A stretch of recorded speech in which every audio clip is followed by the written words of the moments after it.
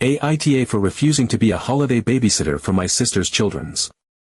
I'm Emily, a 25-year-old woman who has somehow become the unofficial, unpaid family babysitter during every holiday gathering. Let me explain. I have an older sister, Sarah, who is 33, and her husband, Mike, who's 34. They have 2 kids, Ava, who is 6, and Ethan, who is 4. Now, let me just say up front that I adore my niece and nephew.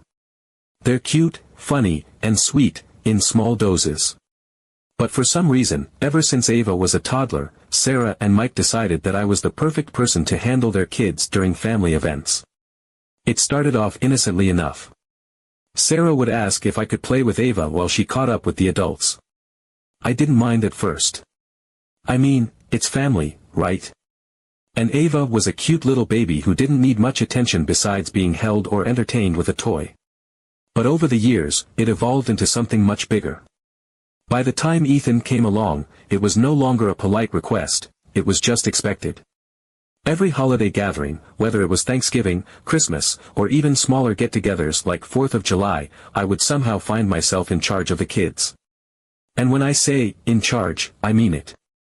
Sarah and Mike would hand them off to me, and then they'd disappear into the adult conversation zone, laughing, drinking wine, and enjoying their time. Meanwhile, I'd be chasing a hyperactive 4-year-old and trying to keep a 6-year-old entertained, usually in some separate room or corner of the house. This has been going on for years now, and honestly, it's not even about the kids. It's about the expectation. No one ever asks if I'm okay with it. No one offers to take over for a while. It's just assumed that because I'm young, single, and childless, I have no reason to want to enjoy the holidays the way everyone else does. It's like they see my time and presence as less valuable because I don't have kids of my own. This year, I decided I was done. Thanksgiving rolled around, and as usual, the whole family gathered at my parents' house. Sarah and Mike arrived with Ava and Ethan, who were already bouncing off the walls with excitement. I braced myself, knowing what was coming. Sure enough, as we all sat down to eat, Sarah casually announced, after dinner, Aunt Emily can watch the kids while the adults have some wine and catch up. I felt my stomach drop. This was the moment I had been dreading but also preparing for. I took a deep breath and said, as politely as I could, actually, I prefer to spend time with everyone this year. Maybe we could all take turns watching them instead. The room went silent. You know that kind of silence where you can feel the tension creeping in? That's exactly what it was. Sarah looked at me like I had just slapped her. What do you mean? She asked, her voice dripping with disbelief. You're so good with them. They adore you. I nodded and said, I know, and I love spending time with them. But every year, I end up missing out on family time because I'm the one taking care of the kids. I'd like to enjoy the holiday with everyone this time. Before Sarah could respond, Mike chimed in with what might be one of the most infuriating things I've ever heard. He said, it's not like you have kids of your own, so what's the big deal? I couldn't believe it. I looked at him and said, the big deal is that I'm part of this family too, and I'd like to enjoy the holiday just like everyone else. I'm happy to help out, but it shouldn't always fall on me. That's when my mom decided to weigh in. She gave me that classic disappointed mom look and said, Emily, it's just what family does. You're young, you'll have plenty of time to enjoy yourself later. Right now, it's about helping out where you're needed. The guilt tripping was intense. I could feel everyone's eyes on me, and for a second, I started to doubt myself. But then I remembered all the years I had spent running after Ava and Ethan while the rest of them laughed and sipped wine in the other room. I remembered how I would come home from these gatherings exhausted and feeling like I hadn't even been part of the celebration. So I stood my ground. I get that family helps each other out, I said, but it's not fair for one person to always take on the responsibility. I think it's reasonable to ask that we take turns. Sarah was livid. She said I was being selfish and ruining the holiday for everyone. Mike nodded in agreement, and my mom looked like I had just told her I didn't believe in family values. So now I'm left wondering, was I wrong? Should I have just sucked it up and watched the kids like always? Update 1. Fast forward to Christmas Eve, and you could already feel the lingering tension from Thanksgiving hanging over the house like a dark cloud. My parents were hosting again, which was our family's usual tradition. The house was warm and inviting, with the scent of roasted turkey and cinnamon wafting through the air. The tree was glowing with colorful lights, presents were neatly piled underneath, and holiday music played softly in the background. On the surface, everything looked perfect. But beneath the festive cheer, I knew we were all walking on eggshells. Sarah and Mike arrived later than usual, which wasn't like them. They're usually punctual, but this time, they came in looking a bit flustered. Sarah gave me a tight-lipped smile, and Mike barely acknowledged me. Ava and Ethan ran in excitedly, clutching their little bags of toys, and I braced myself for what I knew was coming. Sure enough, as everyone settled into small talk and drinks before dinner, Sarah started dropping her not-so-subtle hints. She made little comments about how the kids always love spending time with their favorite aunt, and how it's nice to have someone they're so comfortable with. I could feel my mom glancing at me, probably hoping I'd cave and make everything easier for everyone. But I didn't budge. I politely reminded Sarah about our conversation at Thanksgiving and suggested that she and Mike come up with a plan that didn't involve me. Sarah just rolled her eyes, muttering something about how I was making a big deal out of nothing. I ignored her and kept chatting with my dad, who gave me a small, approving nod. Dinner came and went without much drama, though Sarah kept giving me these icy side glances every time Ava or Ethan tried to climb into my lap.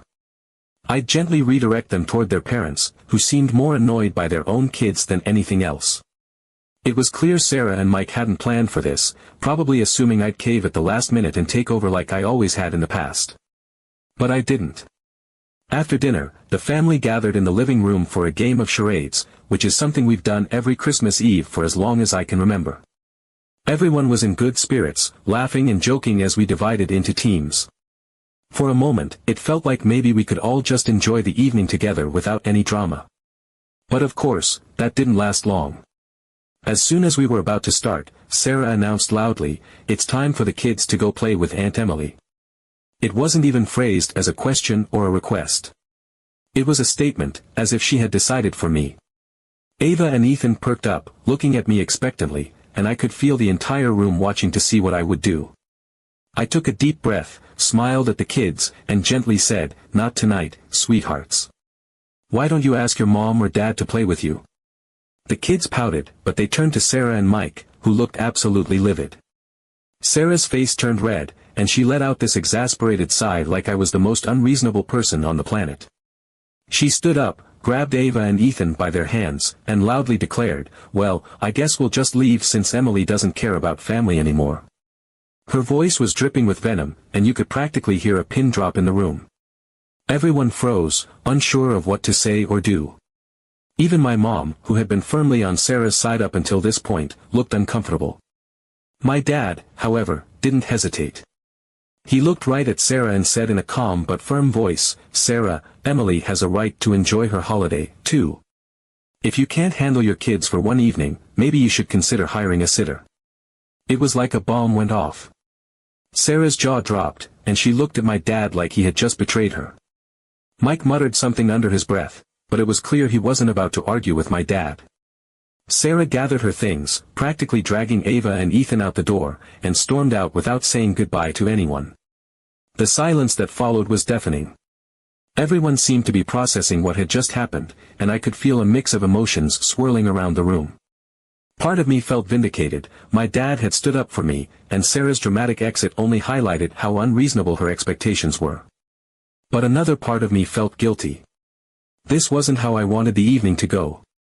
I didn't want to ruin Christmas or drive a wedge further into the family. I just wanted to be treated fairly.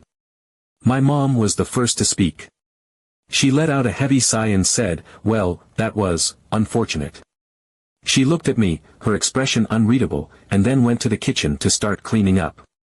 My dad gave me a reassuring pat on the back and said, "You did the right thing, Emily. Don't let anyone make you feel otherwise." The rest of the evening was quieter than usual. We finished the game of charades, but the mood wasn't the same. I could tell everyone was thinking about Sarah and what had happened. My mom was clearly upset, though she didn't say much. My dad tried to keep things light, but even he seemed a little shaken by the confrontation. Since then, Sarah hasn't spoken to me. She didn't even text me on Christmas Day, which is unheard of for her. Normally, she's the type to send out mass "Merry Christmas" messages first thing in the morning. Instead, I got radio silence. My mom has been acting distant too, though she hasn't outright said anything. My dad, on the other hand, has been incredibly supportive, checking in on me and reassuring me that I'm not in the wrong. Update 2.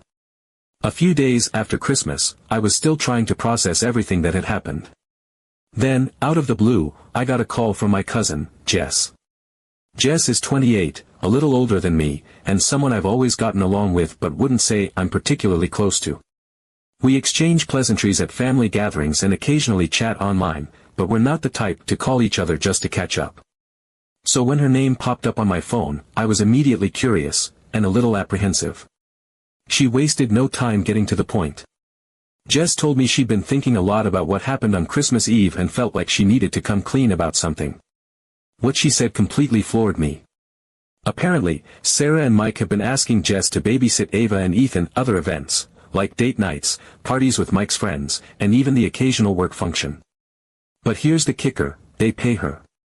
Jess explained that she didn't know I wasn't being compensated for all the times I've looked after the kids until the Thanksgiving blow-up. She had just assumed Sarah and Mike treated me the same way they treated her. When she realized I'd been doing it for free all these years, she felt horrible and thought I deserved to know the truth. Hearing this was like a punch to the gut. All these years, I'd been guilt-tripped into watching the kids under the guise of family helping family, while Jess, who isn't even as close to Sarah as I am, had been getting paid. I wasn't mad at Jess. In fact, I appreciated her honesty. But the sheer unfairness of it all made my blood boil. They had no problem shelling out money to Jess, but when it came to me, it was just assumed that I owed them my time and energy because I'm the aunt. I stewed on it for a while before deciding I needed to confront Sarah. This wasn't something I could let slide. I called her later that day, and the conversation went about as well as you'd expect. Sarah didn't even try to deny it. She confirmed what Jess had told me without a hint of shame and doubled down on her reasoning. Jess isn't family, so of course we pay her. You're their aunt. It's different. It was like she couldn't even comprehend why I would find this upsetting. To her, it made perfect sense that I should give up my time for free while Jess got paid. After all, I'm family. But to me, it felt like a slap in the face. I had spent years bending over backward to accommodate Sarah and Mike's expectations, sacrificing my own enjoyment of family gatherings to take care of their kids, and not once did they think to compensate me, or even ask if I was okay with it. They just assumed I would do it because I'm the aunt. I told Sarah that if she expected me to babysit in the future, she could either pay me like she does Jess or find someone else. Her reaction was predictable. She accused me of being money-hungry, and said I was putting a price tag on family relationships. Then she hung up on me. After the call, I sat there staring at my phone, feeling a strange mix of anger and sadness. The entitlement was staggering. Sarah genuinely believed that I owed her my time simply because of our familial connection, and the fact that I had dared to challenge that narrative made me the bad guy in her eyes. I wasn't being money-hungry. I didn't even want their money. I just wanted to be treated with the same respect they showed Jess. The fact that they valued Jess's time enough to pay her but saw mine as a free resource spoke volumes about how they viewed me. Now, I'm at a crossroads. Part of me wants to stop going to family events altogether. What's the point if I'm just going to be treated like the family doormat? But another part of me feels like that would be letting Sarah win. Why should I miss out on spending time with the rest of my family because she can't handle being called out on her entitlement? It's a tough call, and I don't know what the right answer is. To make matters worse, my mom has been acting weird ever since Christmas. She hasn't directly said anything about what happened, but she keeps making passive-aggressive comments about how family is supposed to stick together, and it's sad when people lose sight of what really matters. I know she's trying to guilt me into smoothing things over with Sarah, but honestly, I'm not sure I can. This isn't just about one holiday or one argument. It's about years of being taken advantage of and dismissed. My dad, bless him, has been my rock through all of this. He told me he's proud of me for standing up for myself and that I shouldn't let anyone make me feel guilty for wanting to be treated fairly. He even offered to have a talk with Sarah himself, but I told him not to bother. If Sarah can't understand why her behavior is wrong, then I doubt anything he says will make a difference. As for Jess, I'm grateful that she told me the truth, but it's also opened up a whole new can of worms. I can't help but wonder if there are other family dynamics at play that I've been blind to. Have I been the only one putting in more than I'm getting out? Or is this just a Sarah and Mike problem? Either way, it's left me feeling disillusioned about the whole idea of family. Right now, I'm leaning toward taking a step back from family events, at least for a while. Maybe some distance will help me figure out what I want and how to navigate this mess. All I know is that I'm done being the unpaid babysitter, and I'm done letting Sarah guilt-trip me into sacrificing my own happiness for hers. Family or not, my time and energy are valuable, and I deserve to be treated with respect. Update 3. It had been weeks of strained silence between Sarah and me after our blowout over Christmas. I hadn't heard much from her aside from a few passive-aggressive comments she'd made to my mom, which, of course, got relayed to me in the form of thinly veiled guilt trips. My mom was still walking the line between trying to keep the peace and subtly nudging me to reach out first. I wasn't going to budge. For once, I felt like I had drawn a firm boundary, and I wasn't about to let it crumble just to appease someone else. Then one Saturday morning, completely out of the blue, Sarah showed up at my apartment. I was still in my pajamas, sipping coffee and half watching some random show when the doorbell rang. I opened the door to find her standing there with Ava and Ethan in tow. She looked tired, more tired than I'd ever seen her. Her makeup-free face showed dark circles under her eyes, and her usual composed demeanor was replaced with something softer, almost defeated. The kids were unusually quiet, holding on to Sarah's hands instead of bursting in with their usual energy. I wasn't sure what to make of it. I stepped aside to let them in, more out of habit than anything else, and before I could even ask what was going on, Sarah blurted out an apology. It wasn't some half-hearted, sorry you feel that way, kind of apology, either. It was real, raw, and honest. She admitted she'd been taking me for granted for years. She said she hadn't realized how much she was relying on me until I finally pushed back, and that it made her reevaluate how she and Mike had been handling things. She told me that she and Mike had been feeling overwhelmed trying to balance parenting with having any semblance of a social life. She said they didn't know how to ask for help in a way that didn't feel like they were burdening others, so they just defaulted to me because I was family and always there. It wasn't right, and she acknowledged that. For the first time, I felt like she really saw me, not just as Aunt Emily, but as a person with my own life and limits. Then came the bombshell. Sarah confessed that she and Mike had been dealing with financial struggles for a while. Apparently, Mike had secretly taken out a loan without telling her, and it had spiraled into a massive fight when she found out. She said they'd been barely scraping by, which was why they couldn't always afford to pay Jess but still wanted a break during the holidays.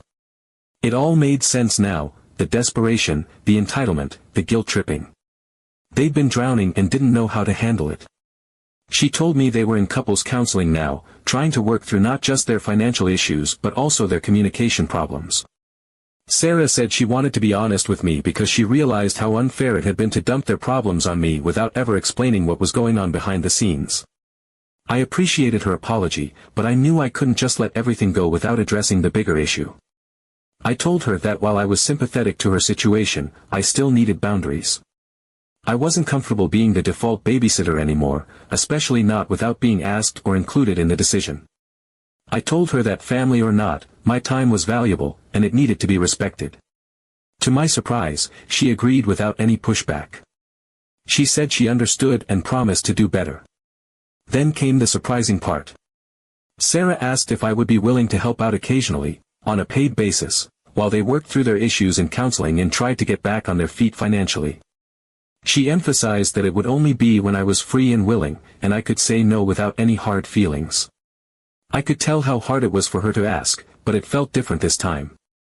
It wasn't an expectation, it was a request. After thinking it over, I agreed. I told her I'd help out occasionally, but only on my terms. If I didn't feel up to it or had other plans, that was the end of the discussion. She said she understood, and for the first time in years, I felt like we were on the same page. Over the next few weeks, things slowly started to shift. My dad and I had a long talk about how unfair the dynamic had been, and he promised to back me up if it ever happened again. My mom, who had initially been on Sarah's side, eventually came around. She admitted they'd all been putting too much pressure on me and said she was proud of me for standing up for myself. It was a small victory, but it felt huge to finally have my parents acknowledge what I'd been dealing with. Then came the next family gathering, a big dinner at my parents' house a few weeks later. I'll admit, I was nervous walking in. I wasn't sure what to expect from Sarah and Mike, but they greeted me warmly, and for once, there were no passive-aggressive comments or side glances. The biggest surprise came after dinner, when Sarah announced that she and Mike had hired a professional babysitter for the evening. My jaw nearly hit the floor. For the first time in years, I got to enjoy a family gathering as just Emily. Not Aunt Emily, the free babysitter. Just Emily. I played charades, laughed with my cousins, and even got to have an uninterrupted conversation with my dad. It was everything I'd been wanting for so long, and it felt incredible. As I left that night, Sarah pulled me aside and thanked me again for being patient with her. She said the counseling was helping and that she and Mike were working hard to be better, not just as parents but as partners and family members. I could see the sincerity in her eyes, and for the first time in a long time, I felt hopeful about our relationship. It's still a work in progress, but things feel different now. Healthier. More balanced. And the best part? I know that if I ever feel overwhelmed or taken advantage of again, I have the tools, and the support, to speak up. Victory never tasted so sweet.